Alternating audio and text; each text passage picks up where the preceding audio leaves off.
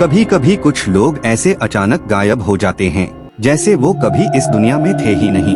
लेकिन क्या हो जब वो गुमशुदगी एक ऐसे दिन हो जो इतिहास में सबसे काले दिन के रूप में जाना जाता है। ये कहानी है एक डॉक्टर की, एक पत्नी की और एक ऐसी महिला की जिसका नाम आज भी न्यूयॉर्क की गलियों में गूंजता है, स्नेहा एन फिलिप और उसकी रहस्यमयी गुमशुदगी।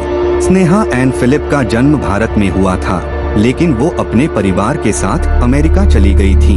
एक पढ़ी लिखी, इंटेलिजेंट और इमोशनल लड़की जिसने डॉक्टर बनने का सपना देखा और उसे पूरा भी किया।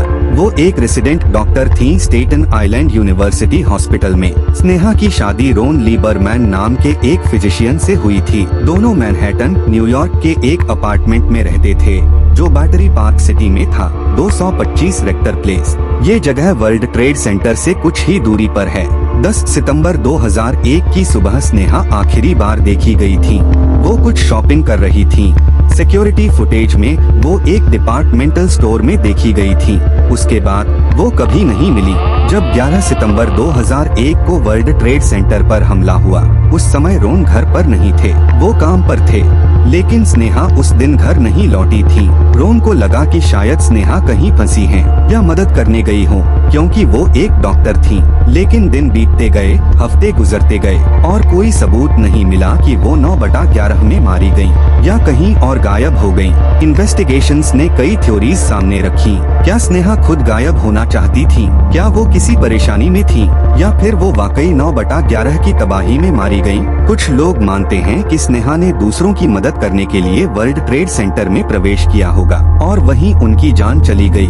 लेकिन चौंकाने वाली बात ये थी कि उनका नाम 9/11 के विक्टिम्स की लिस्ट में नहीं था। कई सालों तक 2008 में एक लंबी कानूनी लड़ाई के बाद अदालत ने माना कि स्नेहा की मौत 9/11 में हुई थी और उन्हें आधिकारिक रूप से विक्टिम घोषित किया गया।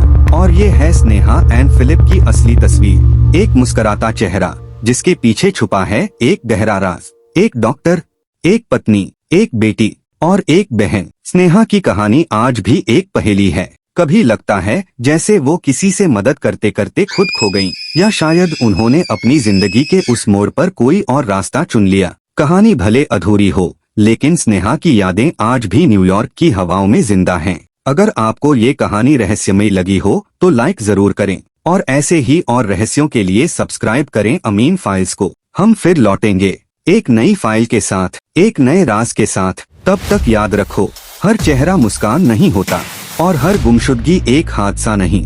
ये थी अमीन फाइल्स।